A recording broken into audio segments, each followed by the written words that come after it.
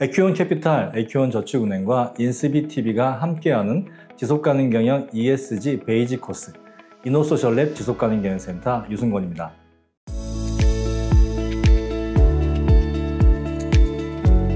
이번 시간에는 ESG 중에 마지막에 위치해 있는 G, 바로 거버넌스에 대한 이야기를 좀 하겠습니다.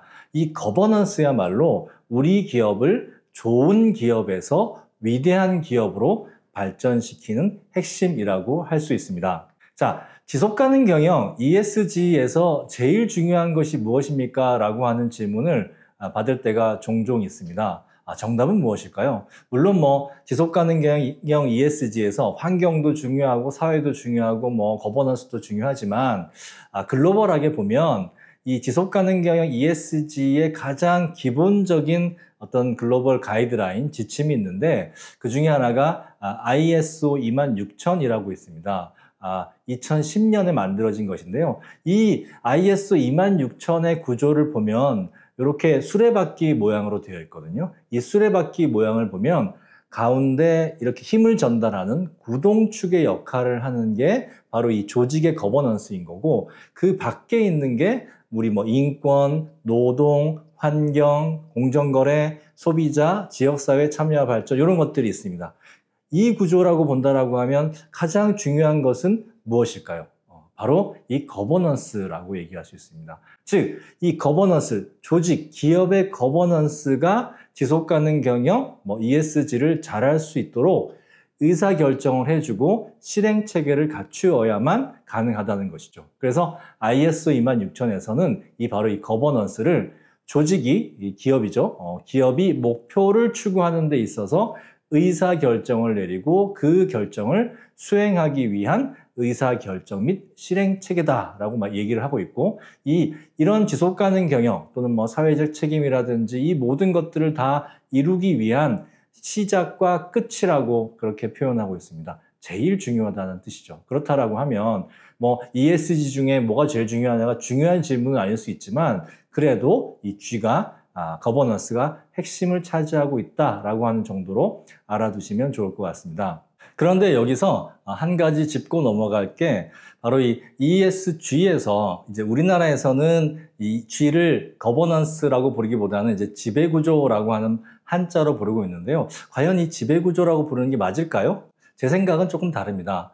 이 지배구조라고 하는 말이 생긴 이유가 1970년대와 80년대에 일본의 많은 기업들이 전 세계를 제패하면서 미국의 경영학자들이 일본의 기업들은 어떻게 이런 일사불란한 의사결정 체계를 가지고 있지? 라고 하는 것을 연구할 때 마치 일본의 쇼군 시대에 장군이 명령하면 신하, 사무라이들이 막 목숨을 바쳐가면서 충성했던 것처럼 일본 기업의 임직원들은 경영진들이 명령하면 마치 군대의 조직과 같이, 군대의 통치구조, 지배구조와 같이 그렇게 움직인다라고 하는 말에서 이 지배구조라는 말이 나왔습니다.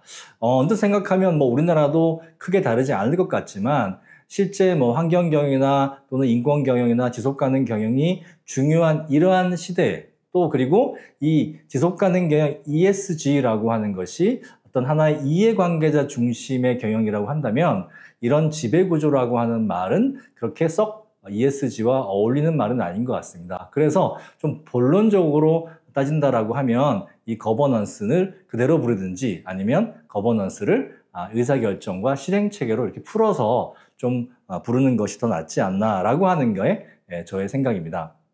그렇다면 우리 위대한 기업의 거버넌스는 어떨까요?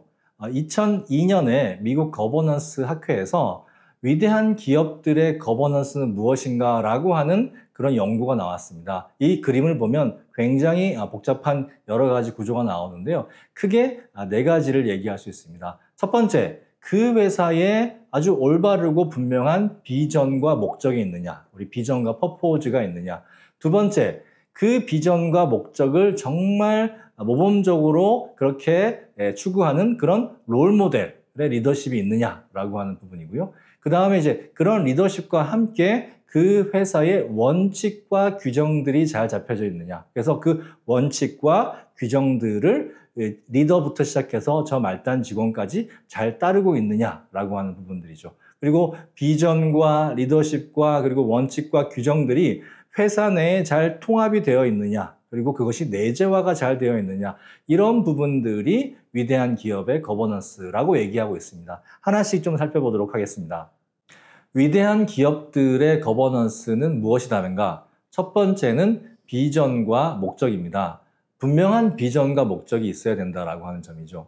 물론 내가 일하는 우리 회사도 우리는 돈을 열심히 벌기 위해서 기업이 있어라고 하는 목적이 있겠지만, 우리 미국의 하버드 대학의 리베카 핸더슨 교수님은 아주 유명한 베스트셀러인 자본주의 대전환이라고 하는 책에서 이렇게 말씀하셨습니다.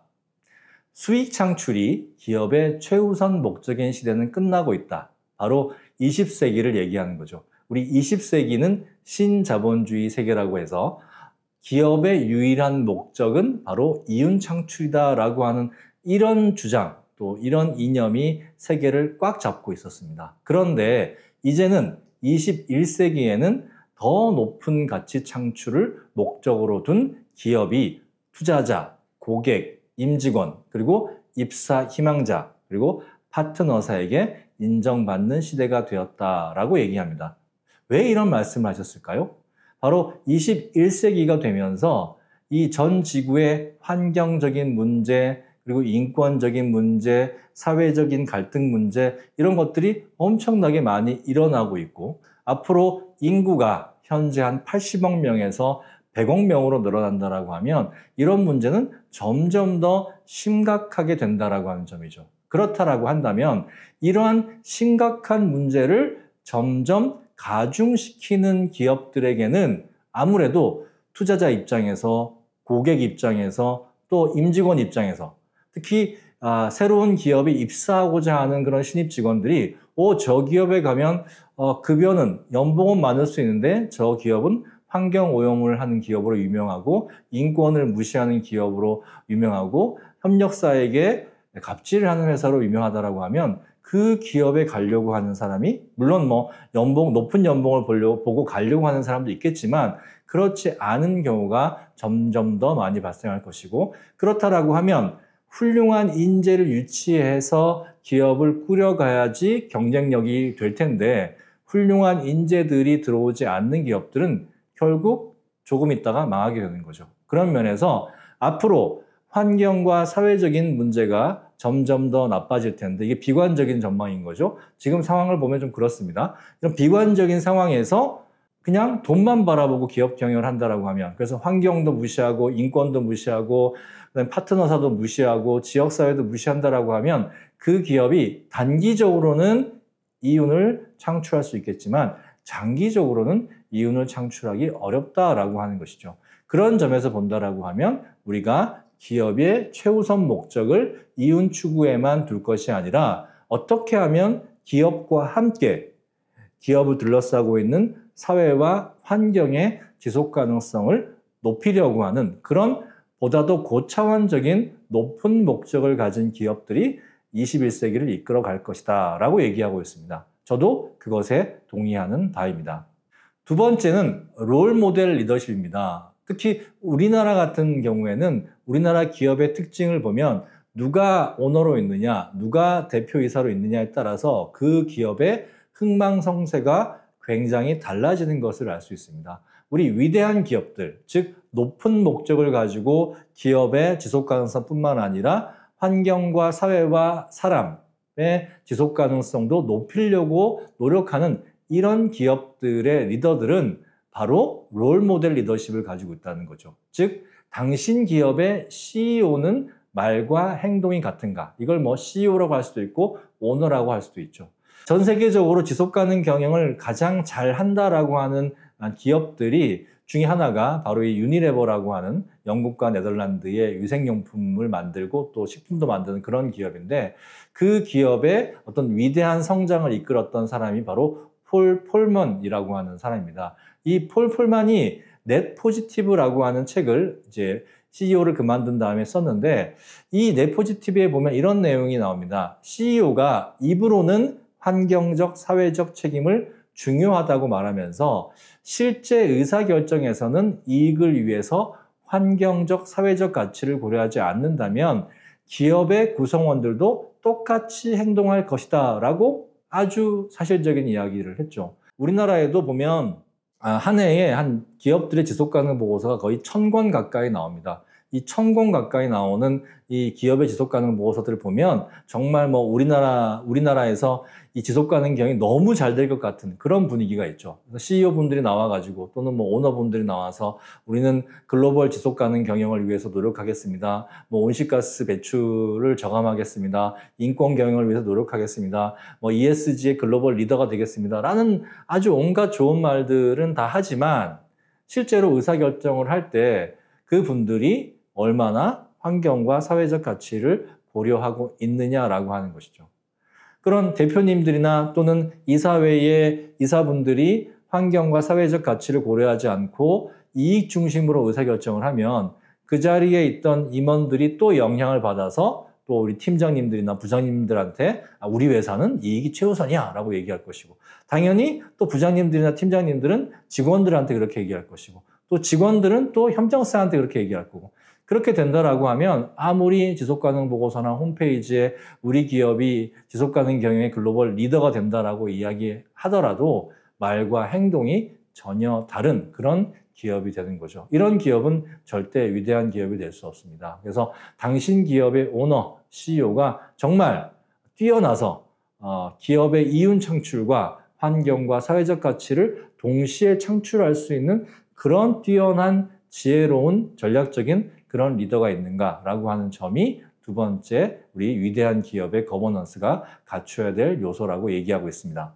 세 번째 중요한 요소는 바로 원칙과 제도입니다.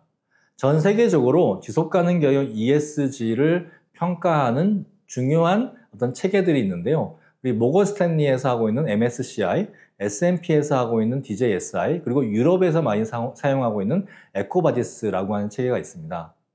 이 체계들을 공통적으로 살펴봤을 때 어떤 기준이 있냐면 기업의 지속 가능성을 높은 수준으로 유지하기 위한 원칙과 규정이 잘 마련되어 있고 그것이 잘 지켜지고 있는지 확인하는 리더십과 체계가 잘 잡혀 있는 기업들에 대해서 높은 등급을 주고 있는 것을 알 수 있습니다. 그래서 지속가능 경영 ESG 평가의 AA 등급의 공통점은 환경 영역에서 온난화, 온실가스, 오염, 자연순환, 그 다음에 생태계, 사회에서 인권, 노동권, 근로환경, 협력사, 지역사회, 거버넌스에서 이사회와 리더의 책임 경영, 준법, 윤리, 내재화 이런 부분들이 회사 내의 원칙과 규정으로 잘 잡혀 있는 기업들이 그리고 그것을 실제로 리더부터 시작을 해서 말단 사원들까지 잘 지켜지고 있는 이런 기업들이 바로 지속가능 경영에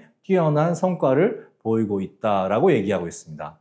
높은 목적을 가진 위대한 기업들의 거버넌스의 네 번째 핵심 요소는 통합과 내재화입니다.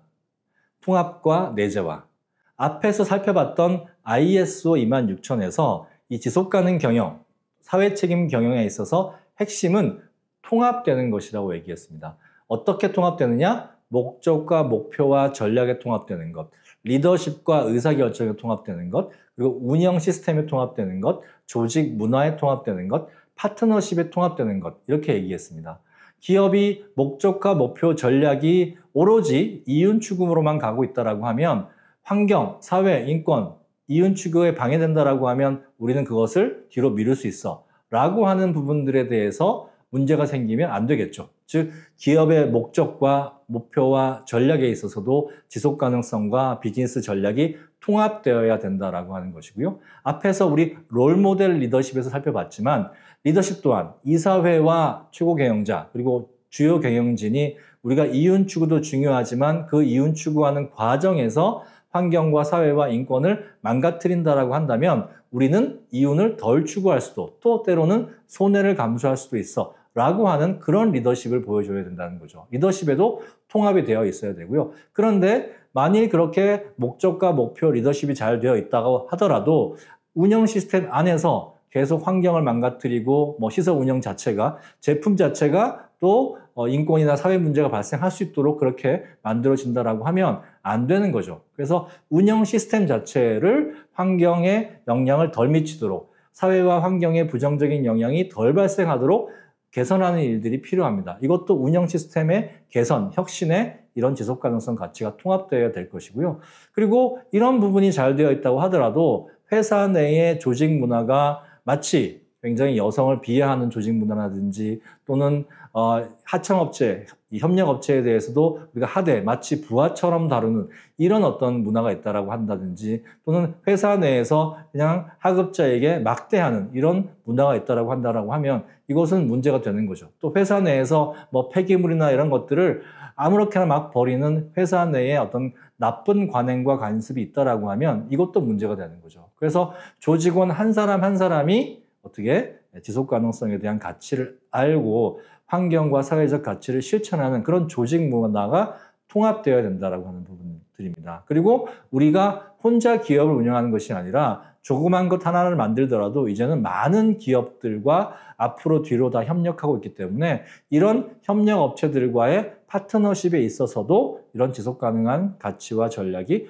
통합되어야 된다라고 하는 것이죠. 그래서 제품과 서비스와 가치사슬 전체의 지속 가능성에 대한 가치가 통합되고 내재화되지 않으면 안 되는 거죠. 그러나 이것은 정말 힘든 일입니다. 여러분들 잘 아시겠지만 지금 우리나라 기업들이 지속 가능 경영을 한다고 하고 있지만, 열심히 한다고 하고 있지만 이제 겨우 좀 법을 지키는 수준이거든요. 법을 지킨다라고 하는 것은 가장 기본적인 낮은 수준의 것을 지키는 것인데요. 여기서 보다 높게 가려고 한다라고 하면 조직의 목적이라든지 리더십이라든지 운영 시스템과 조직 문화, 파트너십의 지속 가능성 가치, 즉 환경과 사회적으로 가능한 한 부정적 영향은 덜 미치고 가능한 한 긍정적 영향은 극대화하는 방식으로 기업 운영을 통합해야 된다라고 하는 것이 바로 이 위대한 기업들 거버넌스의 중요한 네 번째 부분이라고 말씀드리겠습니다.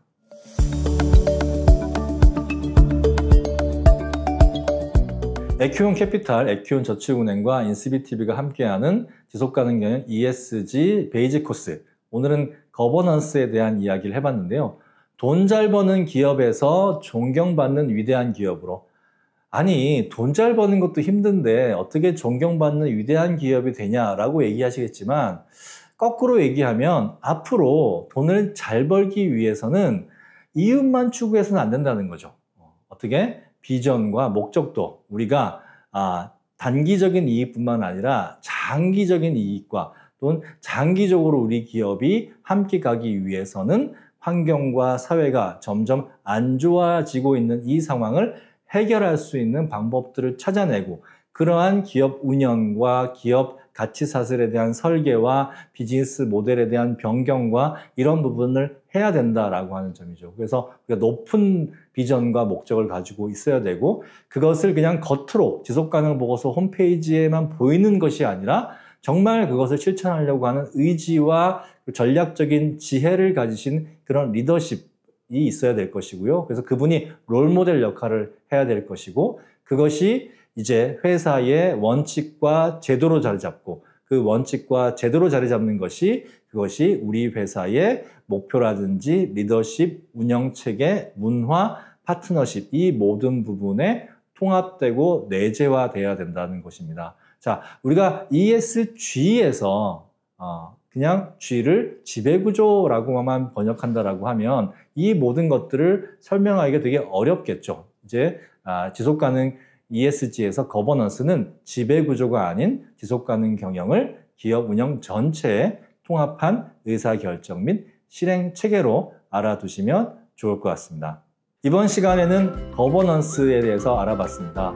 거버넌스 좀 어려운 말 같지만 결국은 회사를 운영함에 있어서 이윤뿐만 아니라 우리 환경적, 사회적 가치도 함께 중요하게 생각하는 통합적인 의사결정과 그것을 실행하기 위한 실행체계가 바로 ESG의 거버넌스라고 말씀을 드렸습니다. 꼭 기억해 주셨으면 좋겠습니다. 강의 들어주셔서 감사합니다.